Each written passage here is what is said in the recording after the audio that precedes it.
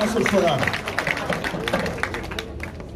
Et pour cela, je pense que le travail doit continuer et que nous soyons vraiment tous unis, ensemble, comme c'est le cas au niveau du conseil municipal de la ville de Dakar.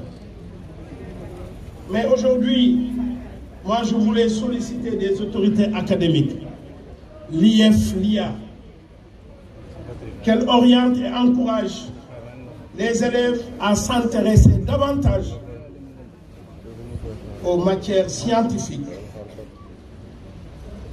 les préparant ainsi à devenir des futurs ingénieurs, des futurs informaticiens, des futurs étudiants formés pour l'intelligence artificielle, parce que c'est l'avenir de demain.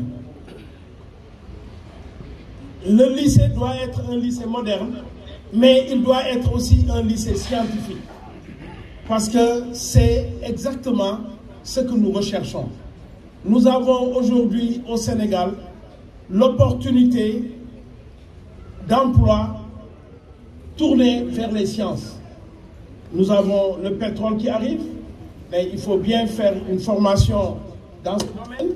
Nous avons les mines, il faut former les jeunes, qu'ils soient des ingénieurs ou qu'ils soient même des cadres moyens qui ont Bac plus 2, Bac plus 3 pour travailler dans ce milieu.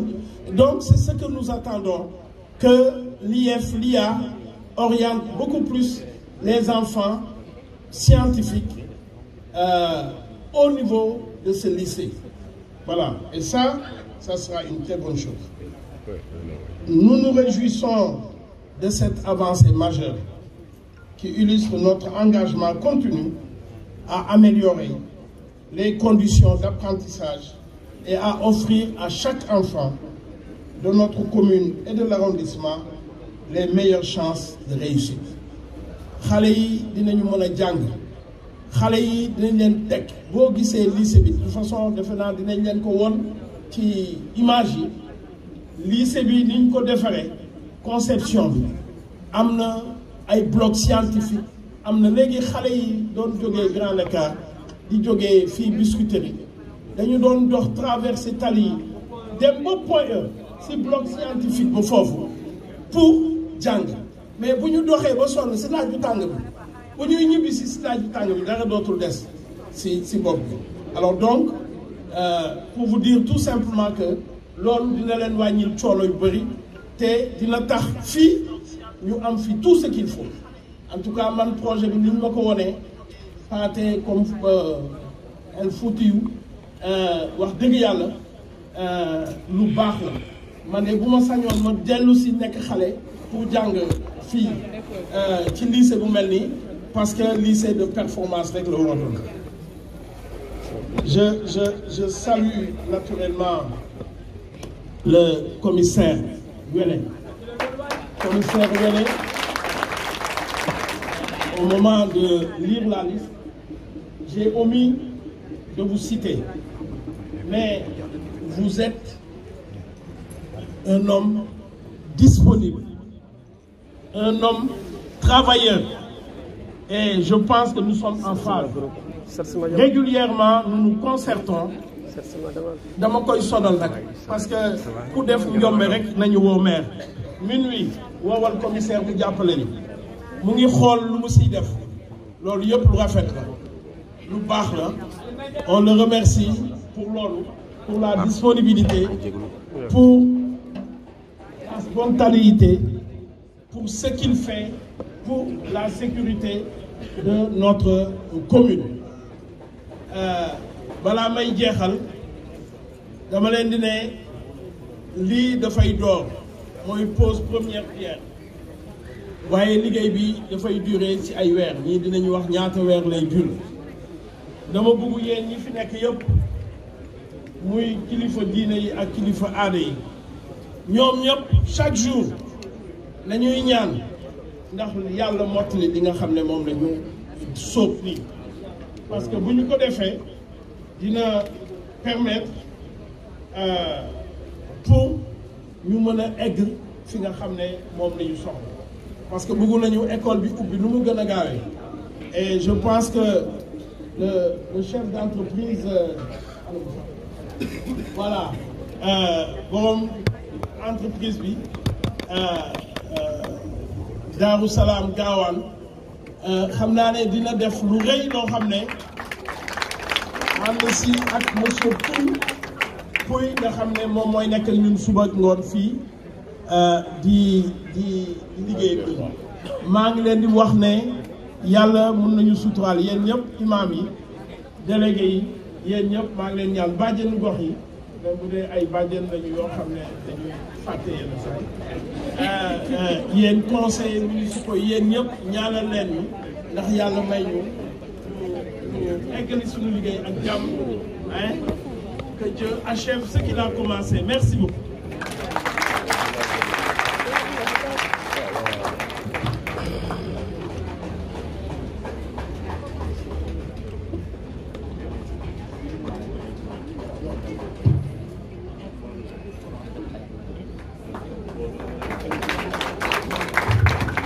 Merci beaucoup, monsieur le maire. Nous tâchons bu baax a baax le maire de Grand Dakar di nuyu tamit un grand chanteur de renommée nationale et internationale di Aline Mbaye Nder moom ñoo ko nuyu bu baax a baax.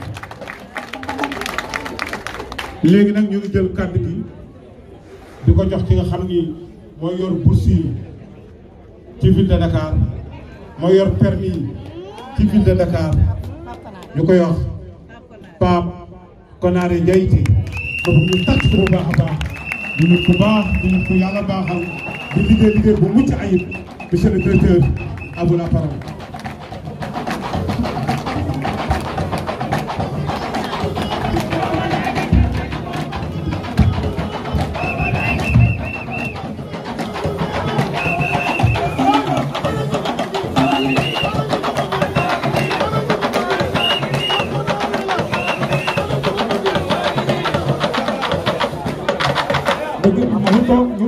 Merci beaucoup gars yi di gërëm tamit Serigne Assane Kane di adjoint maire bu yor ci wàllu éducation ci Dakar ci liggéey tamit liggéey bu mucc ayib Serigne Assane ñu ngi lay nuyu ñu ngi lay ziar ñoo ngi lay jox sa wàccuwaay monsieur le directeur à vous la parole. Merci beaucoup.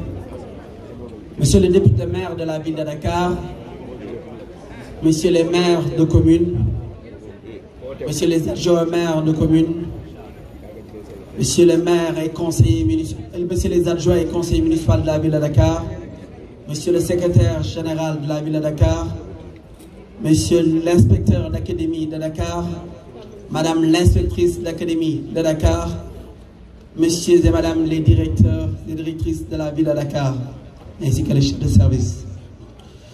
C'est avec une immense joie et une profonde gratitude que je me tiens devant vous aujourd'hui pour le lancement officiel du lycée de l'arrondissement de Grand Dakar.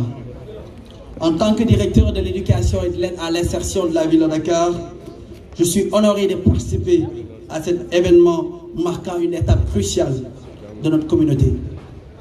Permettez-moi tout d'abord de saluer la présence de notre maire, M. Barthélémy Diaz, dont le leader et la vision sont à l'origine de ce projet ambitieux. Son engagement envers l'éducation à travers le programme Dakar Bi Ñu Bokk témoigne de sa volonté inébranlable de remettre l'humain au cœur des priorités de notre ville. Monsieur le maire, votre dévouement et votre détermination à améliorer les conditions de vie de nos concitoyens est à saluer. Je souhaite également exprimer ma reconnaissance à monsieur l'inspecteur d'académie de Dakar, monsieur Ababacar Sadif Nia, et à madame l'inspectrice d'éducation et de formation de Grand Dakar pour leur présence et leur soutien indéfectible à cette initiative. Le lycée de l'arrondissement de Grand Dakar, le seul dans cette circonscription, représente bien plus qu'un simple édifice. Il est le symbole de l'engagement pour offrir à nos jeunes un avenir meilleur. Un lieu où ils pourront acquérir les connaissances et les compétences nécessaires pour devenir les leaders de demain. Monsieur le maire, votre vision ne s'arrête pas ici. Dans le cadre de votre stratégie globale d'amélioration des infrastructures éducatives, vous nous avez également instruit à reconstruire le CM Adama Diallo et le CM Ousmane Socé Diop cette année. Ces établissements, une fois rénovés, fourniront un environnement propice à l'apprentissage et au développement personnel du personnel et de nos élèves. L'éducation est un pilier fondamental de toute société prospère. Elle constitue la base sur laquelle repose notre progrès et notre développement. C'est pourquoi la ville de Dakar, par le biais de son conseil municipal, investit dans nos écoles. Car en investissant dans nos écoles, nous investissons pour notre avenir commun.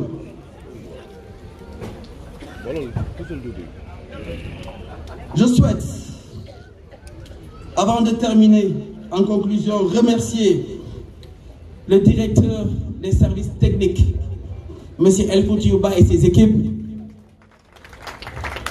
qui ne ménagent aucun effort pour l'aboutissement de ce projet, mais ainsi saluer l'engagement du super directeur, le super maire, M. Pateba. Je tiens aussi également à remercier tous ceux qui contribueront à la réalisation de ce projet, car ensemble, nous bâtisserons un avenir prometteur pour nos enfants et pour notre ville. Je vous remercie.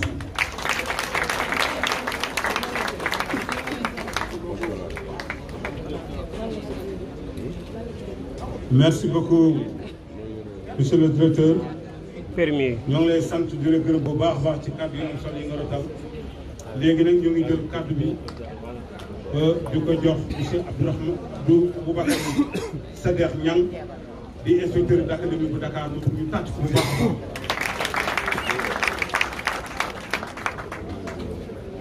Monsieur l'inspecteur, à vous la parole. Merci beaucoup.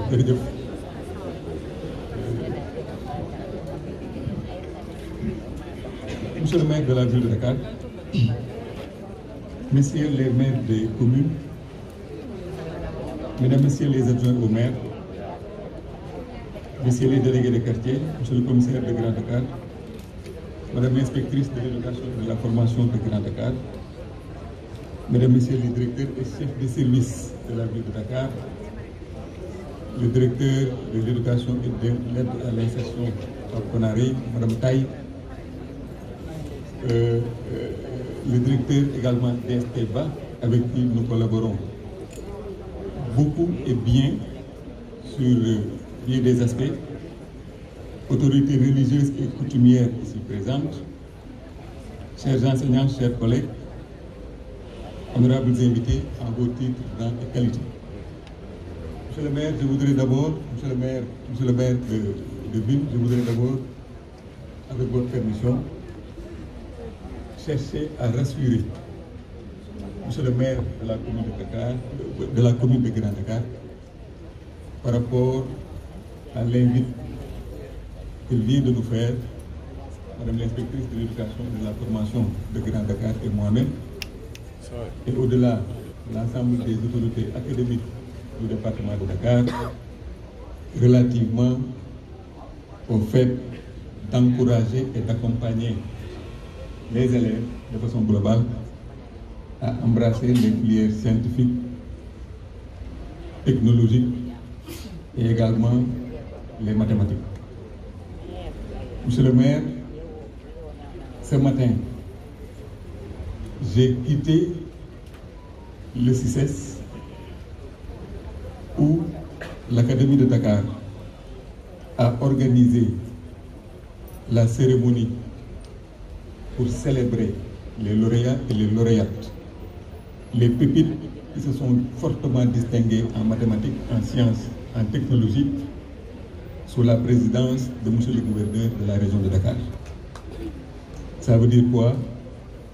Ça veut dire que l'option d'orienter ou alors de réorienter le système éducatif, je devrais dire la société éducative, réside fortement dans la réorientation vers les sciences, les mathématiques, les technologies, le numérique et aujourd'hui l'intelligence artificielle. C'est une forte priorité des autorités que nous cherchons au quotidien à traduire en actes concrets. Je voulais donc, monsieur le maire, vous rassurer de ce point de vue et vous dire qu'au quotidien, nous cherchons dans la classe, au niveau également des structures, à faire en sorte que les sciences, les techniques, les mathématiques soient une réalité au niveau, effectivement, du département de Dakar. Et des cérémonies de cette nature, celles-là dont je viens de parler tout à l'heure, sont une occasion pour nous permettre, au niveau de l'Académie de Dakar, où le taux d'orientation des enfants vers les filières scientifiques, techniques et technologiques tourne aujourd'hui autour de 30%. Et vous le savez, sans nul doute, le gouvernement du Sénégal a pris un engagement fort pour qu'en 2030, que la moitié des sortants du cycle fondamental soient orientés dans ces domaines. Et nous ne voulons pas qu'au rendez-vous que l'Académie de Dakar, monsieur le maire de ville, que Dakar soit véritablement à l'est. Pour revenir très rapidement à ce qui nous réunit aujourd'hui, je voudrais commencer par partager avec vous une pensée de Victor Hugo qui disait, je le cite, « Celui qui ouvre une porte d'école ferme en même temps une prison. » Cela est suffisamment éloquent et symbolique pour dire à quel point, honorable Assemblée, mesdames, messieurs, reconnaître donc toute la valeur et la portée de cet acte symbolique et historique que vient de poser la ville de Dakar à travers monsieur le maire et toute son équipe municipale par la pose de la première pierre de la construction du lycée de Grand Dakar. Monsieur le maire, je n'insisterai pas sur la situation atypique de la localité de Grand Dakar, monsieur le maire l'a si bien fait, mais je voudrais juste dire que c'est une commune culturellement et historiquement qui a marqué l'empreinte de l'histoire du Sénégal, une localité si peuplée aujourd'hui et qui n'est pas jusqu'ici pourvue de lycée. Et il faut imaginer toutes les difficultés ardues auxquelles les enfants sont confrontés au quotidien pour simplement poursuivre les études dans le cycle secondaire. Et pourtant, monsieur le maire, le potentiel est là. Je rappelle que la commune de Grand Dakar compte 1781 élèves inscrits dans le cycle moyen et répartis dans 3 infrastructures, dont une publique. C'est dire combien cet acte aujourd'hui est véritablement pertinent. Monsieur le maire, la ville vient de planter un jardin dans le désert. Elle vient d'établir une oasis de savoir dans un îlot de soif et de faim d'apprendre. C'est pourquoi, à mon nom propre, au nom également de monsieur le ministre de l'Éducation nationale, monsieur Mamadou Moustapha Bamba Guirassy, je voudrais donc je voudrais vous gratifier toute ma reconnaissance et toute notre gratitude sans borne et sans réserve. Monsieur le maire, je salue l'engagement et la collaboration entre vos services techniques et ceux du ministère de l'Éducation nationale, représentés par les techniciens de la direction des constructions scolaires. Je voudrais également réitérer simplement un appel au respect des normes de standards et de qualité, mais également au respect également des délais de livraison de l'infrastructure tant attendue, afin de permettre, comme l'a dit tout à l'heure monsieur le maire, aux futurs élèves d'être dans des conditions de confort et de sécurité. Mesdames, Messieurs, chers élèves, prions enfin pour que ce nouveau joyau qui nous sera gracieusement attribué puisse porter bientôt les fruits de la réussite pour l'intérêt de chacune et de chacun, mais aussi pour l'intérêt supérieur de la nation. Au demeurant, monsieur le maire, il serait important d'impliquer les enseignants et les élèves la communauté de façon globale aux activités d'entretien et de maintenance préventive à travers un renforcement des capacités, parce que un déjà là est là à travers le projet ADEM Dakar. Et pour finir, je tiens à rappeler aux enseignants, aux élèves et aux parents, bref à toute la communauté éducative de Grand Dakar, le rôle crucial de l'école dans la construction et la préservation des valeurs. Je vous remercie de votre aimable attention. Merci beaucoup, monsieur l'inspecteur. ci kàddu yu am solo yooyu nga rotal xam naa ni ñoo ngi nuyu Marie Danfa di présidente parents d'élèves ñu nuyu Ngisali ñoo ngi nuyu El Hadj Omar Diarra moom tamit conseil spécial bu directeur bu Abbas Ndaw ñoo ngi nuyu tamit association des handicapés de Grand Dakar ñoom ñëpp def nañ une forte délégation ñëw ñoom it ñu ngi leen remercier bu baax a baax les présidents les présidentes képp koo xam ne déplacé nga ñëw rek ñu ngi lay remercier bu baax a baax léegi nag dañuy def dañuy teg tuuti film rek projection pour 7 minutes bu ko defee suñu defee projection ba pare jox Aliou Mbaye Nder mu tàngal door a jox nag le premier magistrat de la ville de Dakar. Projection DJ. En reconnaissance des efforts déployés par M.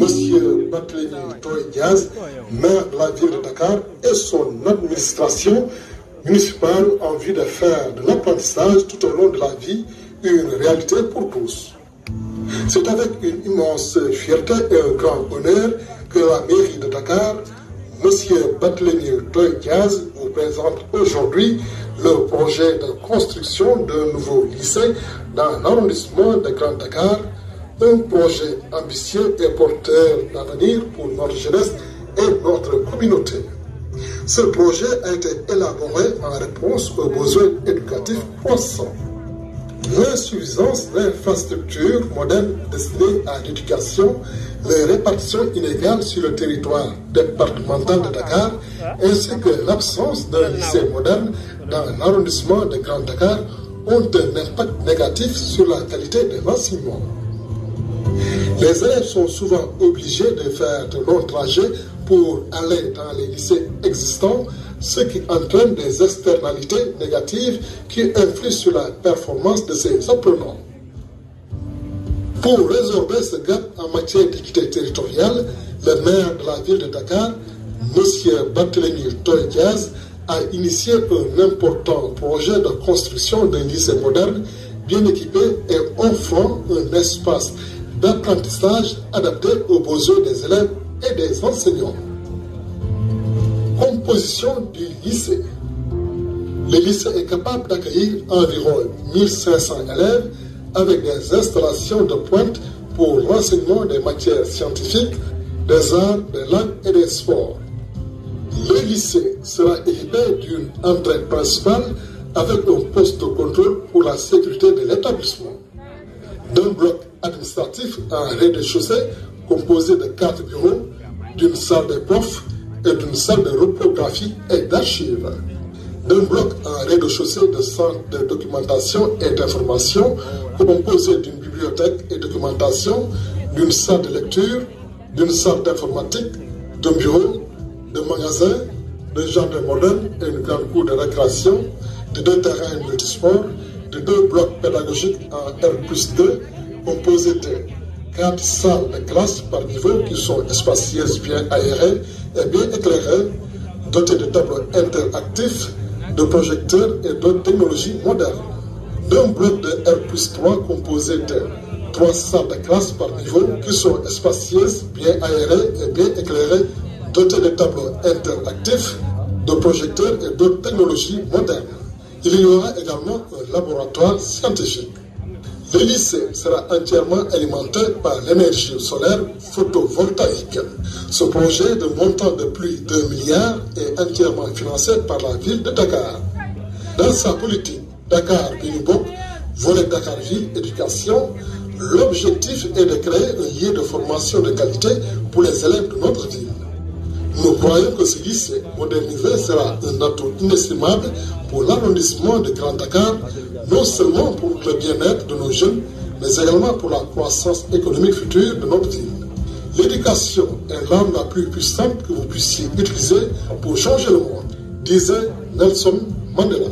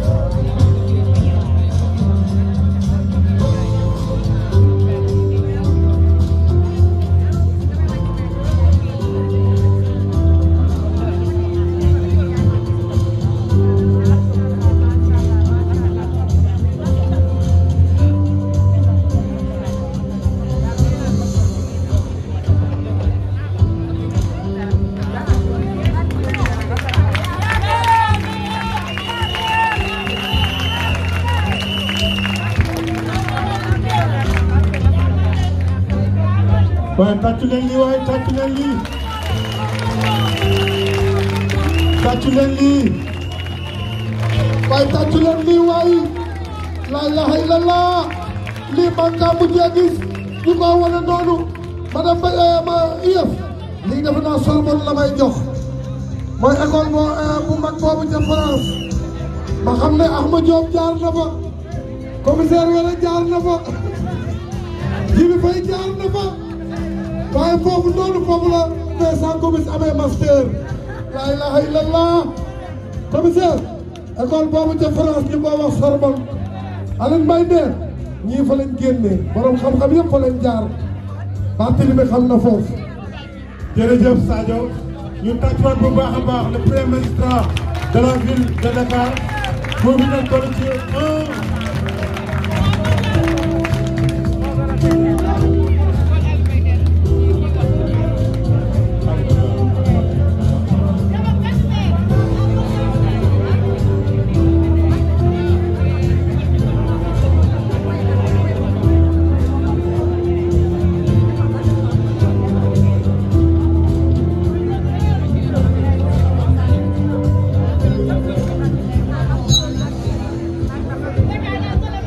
Merci beaucoup Didier, merci beaucoup.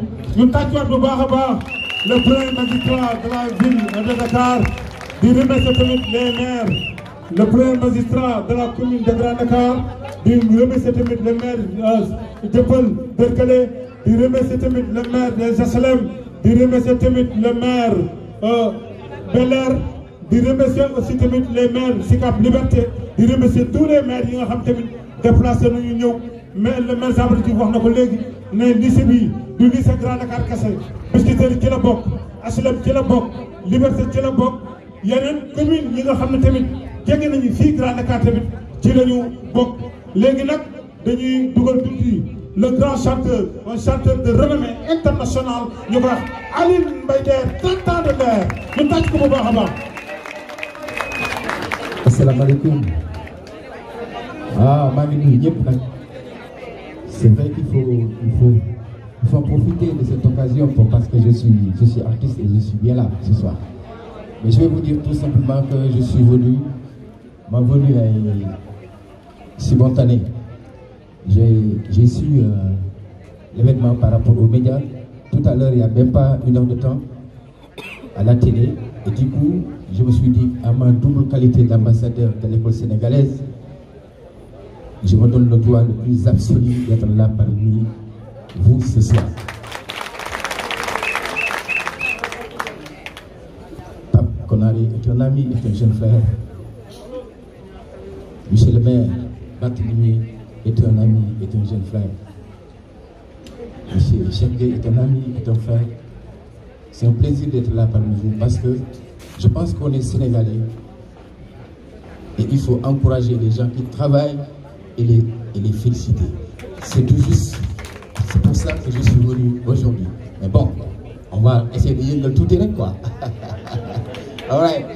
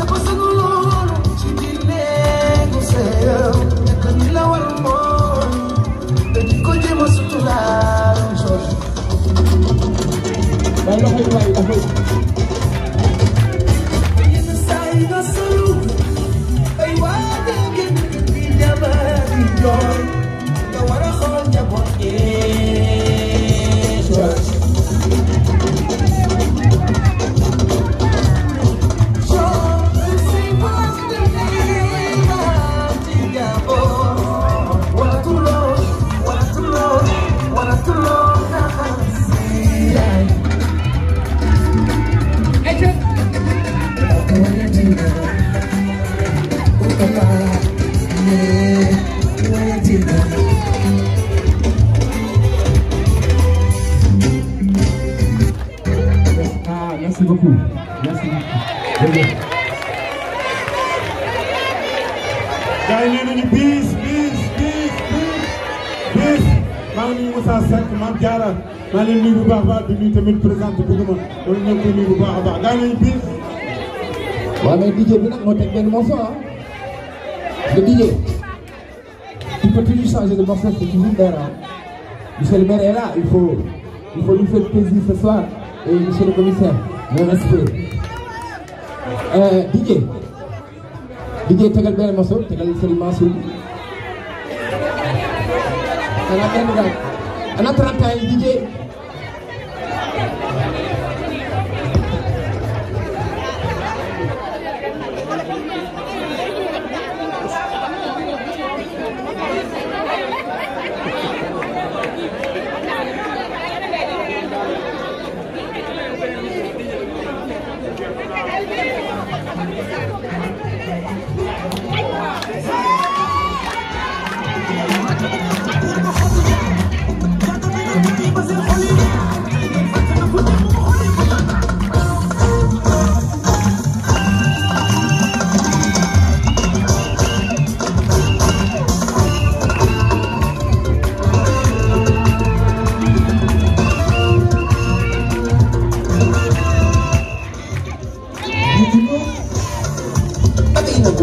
moom yow sa baay nit ku ñuul la woon yaay booy ni baay Takuba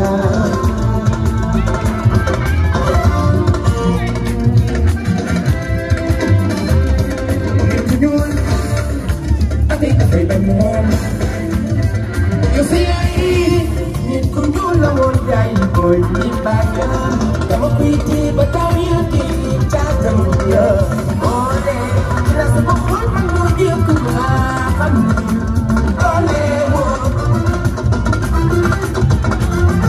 dafa jabaat loxo yi ca kaw acca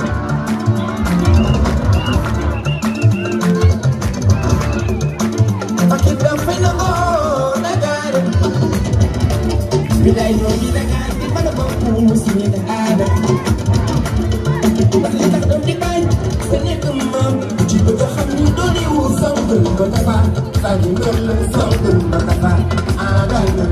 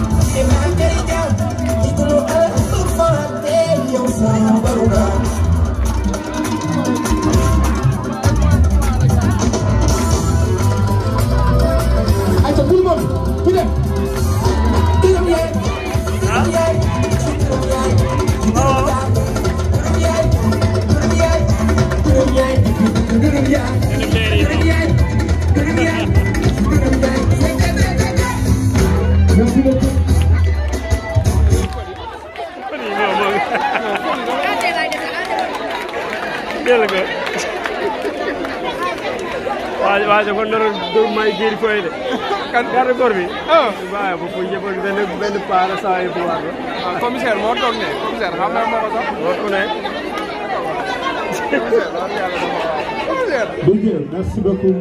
merci beaucoup Nder Boy ñu tàccoon bu baax a baax Nder Boy. armée ne def nii di nuyu tamit monsieur Pouy bi nga xam ni Sadio moom moo yor travaux yi fii ci école bu bees bi nga xam ne nii ñoo ngi ñaan yàlla yal nañu ko fekkee kenn bañ ko wutee. di nuyu tamit suñu jigéen suñu xarit Cabakura Faye moom it ñoo ngi koy nuyu bu baax a baax. monsieur Pouy encore une fois merci beaucoup gis nañu liggéey bi gis nañu taxawaay bi gis nañu tamit équipe bi nga xam ne ñoo fi nekk ñu tàccuwaat bu baax a baax monsieur Pouy mi nga xam ne moom moo nekk fii ci école bi gagné travaux bi di ko liggéey waaye yemul foofu ak 21 école yi 21 stades yi nga xam tamit moom moo koy def ci commune d'arrondissement yu nekk Dakar yëpp monsieur Pouy merci beaucoup merci beaucoup merci beaucoup. léegi nag ñu jël kàddu gi Sadio ñu ngi jël kàddu gi di ko jox borom Dakar Sadio ñu ngi jël kàddu gi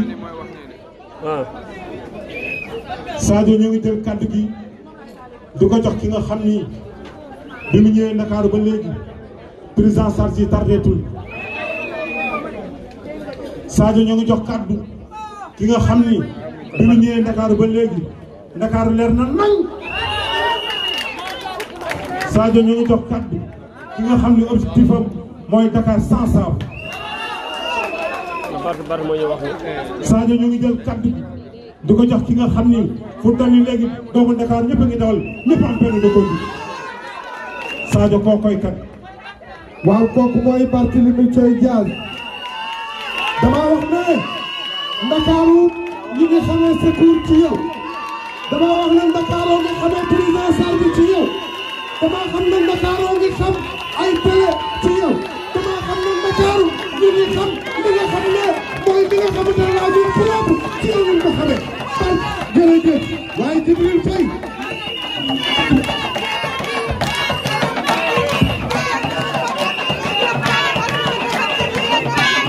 dama wax ne Djibril Faye 2 milliards et poussière ñu koy jël di ko def ci président Sall Ahmadou Diop jërëjëf Biscuiterie ku mu feebar Ahmadou Diop taxawu nga ko waaye dem na doon koy jàll ak Vincent Gomis dama wax ne mënumaa wax te waxuma ak ñooñu mënumaa wax te waxuma ak Samathine Diouf. dama bëgg waa Grand Dakar ñu jóg déglu ma ndax jëmm ji taxaw muy l'honorable député Barthélémy Dias macha allah mu may ñaan mais foog ma wax Barthélémy il faut ma wax dama bëgg tey anecdote bi nga xam ne moom laa la tuddee fekk ko ci yow muy Barthélémy Dias ma waxoon la ko ci foire ba Grand Dakar fekkew ñu ma jàkkaarloog yow di la wax li nga def lu baax ci Dakar Grand Dakar fekkew ñu ma bëgg tey sama Dias bii nga leeral ko tey fii ci école bii lycée bii ngay def tey pause pierre ñuy ñaan yàlla mu pare Barthélémy balaa ngaa wax dara trouver le mot tooy loolu laa bëgg mu leer.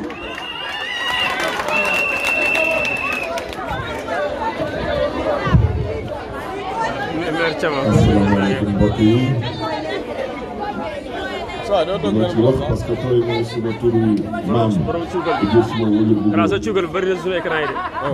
waxoon naa la ko ba may tuut tànk may jàngi école ba morom yi di ma tooñ ma da nga tooy waaw ma leen waa kon nag baax na tooy bi nag ma dem ba tey tooy bi dama jóge ci tooy dem ba tooy waaw foofu la jóge.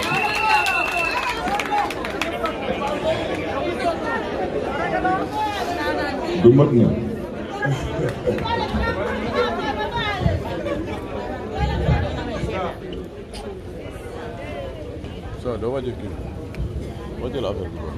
Mesdames, Messieurs les maires des communes de l'arrondissement de Grand Dakar, chers collègues, Monsieur le commissaire de Grand Dakar,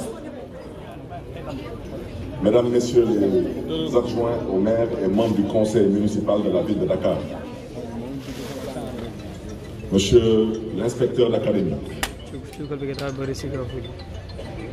Madame l'inspectrice de l'éducation et de la formation, Monsieur le directeur de l'éducation et de l'aide à l'insertion, Mesdames, Messieurs les membres du corps enseignant, Mesdames, Messieurs les directeurs et chefs de service de la ville de Dakar, Mesdames, Messieurs les représentants de l'association des parents d'élèves, chers notables, imams et délégués de quartier, chers élèves, chers invités en vos rangs, titres et grades, Mesdames, Messieurs, je voudrais tout d'abord remercier tous les acteurs de l'éducation et la population d'arrondissement de Grand Dakar réunis ici pour le lancement des travaux de construction du nouveau lycée de Grand Dakar. Ce jour est un grand jour qui sera inscrit dans les annales de l'histoire de la communauté éducative de notre ville. Parce qu'il s'agit de matérialiser un projet d'une haute importance. En effet, l'éducation est un secteur primordial pour l'État et les collectivités territoriales et nécessite d'immenses investissements. Le futur lycée de Grand Dakar, qui sera érigé dans ces lieux, est la preuve de notre action résolue dans la constitution d'une ressource humaine capable de participer au développement de notre territoire. C'est une priorité qui sera un levier essentiel du développement du capital humain et donc du progrès économique et social de notre ville. La construction de cette infrastructure contribuera incontestablement à renverser la tendance de la prépondérance des enrôlements dans les écoles privées. À ce stade, je voudrais le rappeler, depuis les indépendances, tous les présidents de la République du Sénégal sont des produits de l'école publique. Pour dire une fois de plus que nous avons le devoir et la responsabilité de ressusciter l'école publique surtout l'excellence dans l'école publique. En effet, selon le rapport de la 11e revue régionale sur l'éducation, près de 55% des effectifs scolaires du secondaire sont inscrits dans les écoles privées. Vous l'avez compris, le déficit d'infrastructures, ayant pour conséquence le surpeuplement et la promiscuité en milieu scolaire public, est une contrainte majeure dans l'atteinte de la scolarisation universelle. Le constat est plus qu'alarmant dans l'arrondissement de Grand Dakar qui ne compte qu'un seul lycée. Je voudrais aussi à ce stade rappeler à mon oncle, le maire de Grand Dakar, qui est le maire de Grand Dakar, mais que le lycée, c'est le lycée de l'arrondissement de Grand Dakar. Donc, il vous l'a dit, il vous l'a rappelé, l'arrondissement de Grand Dakar est constitué de 6 communes. Et j'ai été plus que surpris en tant que maire de Dakar, quand j'ai été interpellé par monsieur le maire de Grand Dakar, d'apprendre que dans tout l'arrondissement de Grand Dakar, il n'y avait pas de lycée. C'était pour moi à la limite assez scandaleux. Mais je voudrais aussi féliciter le maire de Hann Bel-Air, Babacar Mbengue, ici présent, qui a su au moins doter sa commune par différents leviers, dont le levier de la coopération, doter sa commune d'un lycée. Mais je pense tout de même que c'est totalement aberrant de constater un arrondissement entier sans aucun lycée. Et je pense que c'est ce qui a surtout motivé le conseil municipal de la ville de Dakar d'accepter la proposition du maire de Grand Dakar, M. Jean-Baptiste Diouf, qui je remercie chaleureusement, qui s'est battu corps et âme pour mettre à disposition une assiette foncière. Mesdames, Messieurs, chers invités, chers élèves, je crois profondément à la gratuité des services de l'éducation. La cérémonie qui nous réunit aujourd'hui illustre de fort belle manière notre détermination à changer la donne.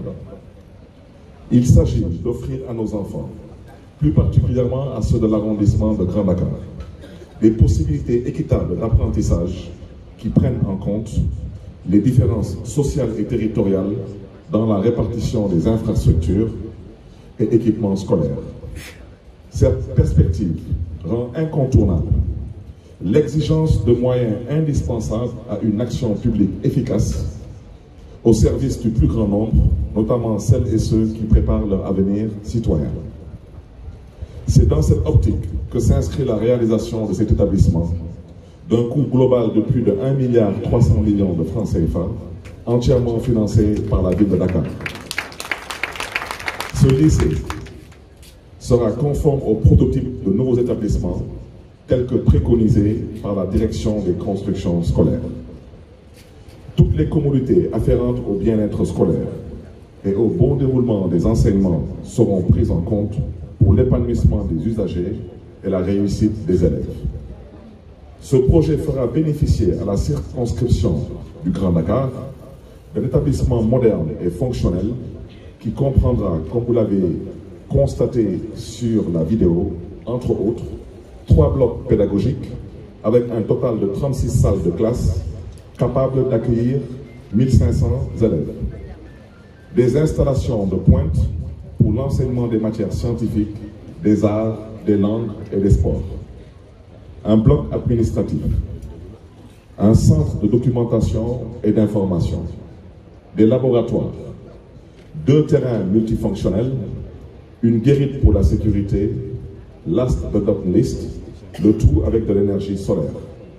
Comme vous le savez, Dakar se veut une ville d'avenir, une ville verte et une ville propre. Tous ces efforts contribueront à améliorer sensiblement les conditions de travail et d'apprentissage de la population scolaire du lycée de Grand Dakar. Chers parents, chers invités, chers élèves, je voudrais vous dire combien j'apprécie, mais surtout combien je suis fier en tant que maire de la ville de Dakar, de votre engagement. Engagement déterminant dans la réalisation de ce grand et beau projet. Monsieur les maires des communes de l'arrondissement du Grand Dakar, surtout chère population de BOP, votre engagement a été déterminant dans le choix du lieu devant accueillir ce nouveau lycée. Je vous en félicite. Je magnifie cet exemple de coopération décentralisée qui cadre parfaitement avec nos priorités. Je compte sur votre dynamisme pour suivre le déroulement des travaux afin d'exercer votre devoir de contrôle citoyen de l'action publique. Je tiens profondément au respect des délais de livraison des travaux ainsi qu'à l'observance scrupuleuse des normes de qualité. J'engage la direction des services techniques de la ville de Dakar à prendre toutes les dispositions appropriées dans ce sens, ainsi que la direction de l'éducation et de l'insertion, que je félicite et encourage, ainsi d'ailleurs que tous les acteurs de la ville impliqués dans ce projet. Je voudrais citer les adjoints au maire à la ville, les directeurs ainsi que leurs équipes, mais surtout le secrétaire général de la ville de Dakar, que je salue chaleureusement parmi nous ici présents. Monsieur l'inspecteur de l'académie, la ville de Dakar se veut un partenaire attentif aux évolutions du monde éducatif. Je suis favorable à des relations d'écoute et de confiance. Aussi, je me félicite des bons rapports qui existent entre vos services et la municipalité ainsi que les différentes municipalités. Dans la mesure de nos compétences et de nos responsabilités, je vous réaffirme nos souhaits de participer à l'amélioration des conditions de vie et d'apprentissage des élèves du département de Dakar. Nous avons à agir ensemble pour que nos élèves puissent étudier dans les meilleures conditions. Il y va de notre responsabilité et de notre devoir. Pour terminer, je vous invite à méditer ces belles paroles de Victor Hugo, comme l'a si bien rappelé tantôt M. Lia, qui disait « Ouvrez des écoles, vous fermerez des prisons ». Ou encore celle du président Lincoln, président des États-Unis d'Amérique, devant le Congrès américain, « Si vous trouvez que l'éducation coûte cher, eh bien essayez l'ignorance ». Mesdames, Messieurs, chers élèves, chers invités, Dakaroises, Dakarois, en vos rangs, titres et grades respectifs, que Dieu vous garde et que Dieu vous bénisse. Je vous souhaite une excellente fin de soirée et vous remercie pour votre attention.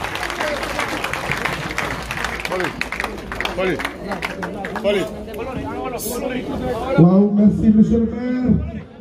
xam naa ne léegi nag day dem nag def la fi nga xam ne nag mooy pause première prière bi. Abdou Aziz discours monsieur le maire rafet na kontaan nañu ci léegi nag pause première prière bi moo des. léegi nag ñu dem ci pause première prière bi. nañu dem ci pause première prière bi. Babacar Mbengue noonu noonu. Babacar Mbengue. ndeysaan bi ba jam Sakura Wali. IEF bu Grand Dakar Mami Nabé. directeur de cabinet du parti bu Tay Diaz. Penda borom port autonome de Dakar. moom it ñëw na. ndeysaan. Penda Vincent kontaan nañ ci yow de.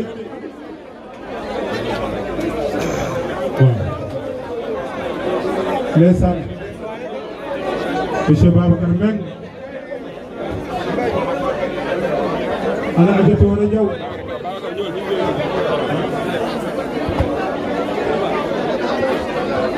Abbas kontaan nañ de kan. yéen jëf kan.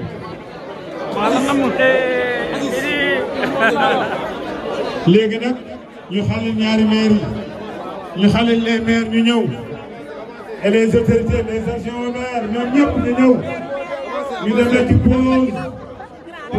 avancé l'histoire tiendra. L'instant l'histoire tiendra. Avancez. L'instant l'histoire tiendra. Ah d'accord. Avancez devant, avancez. Waaw. Géré ma ginnaaw. Waaw, géré ma ginnaaw. Waaw.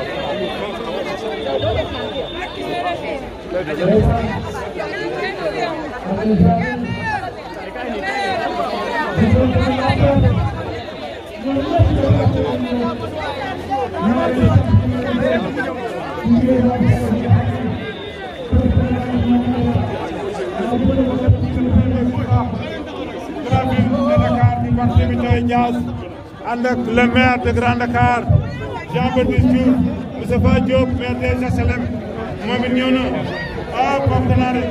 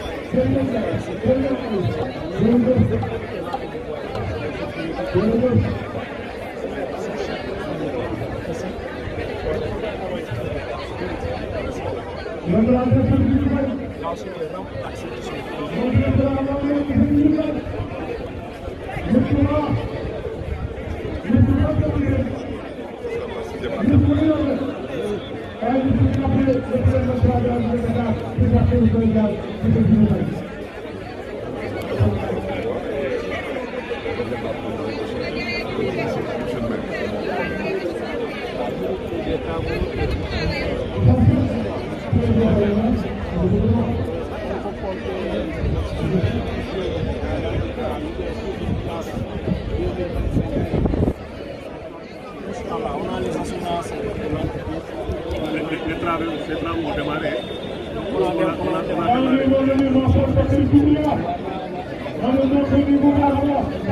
bilaay yaa wóor monsieur le maire Barthélémy Dias yaa wóor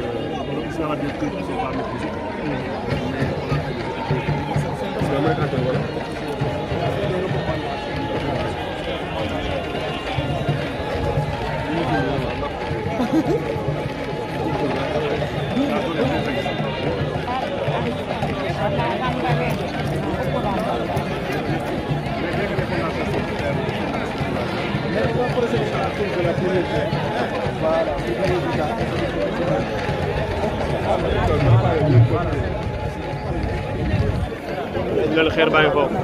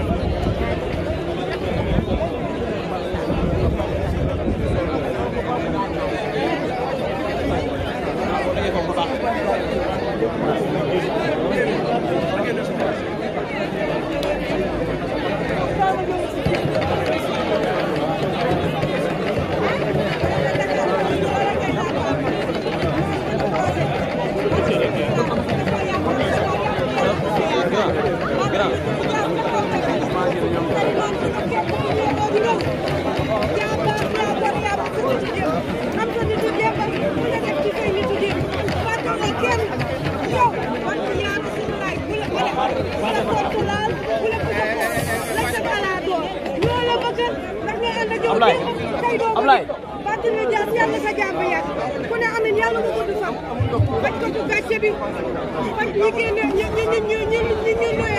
luye génne leen la fajal leen di yóbbu nit ñi fekk di ko def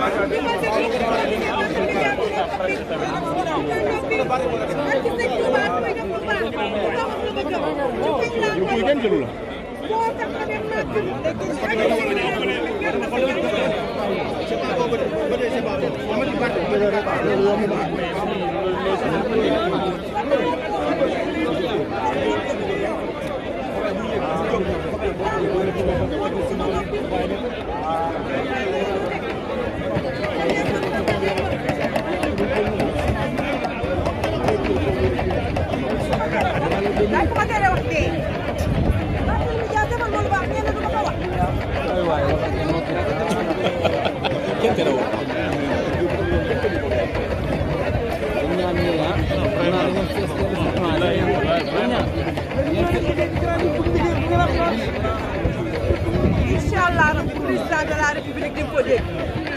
Dakar yi ñu bokk na soobee yàlla yow ku la xaar yàlla na xaar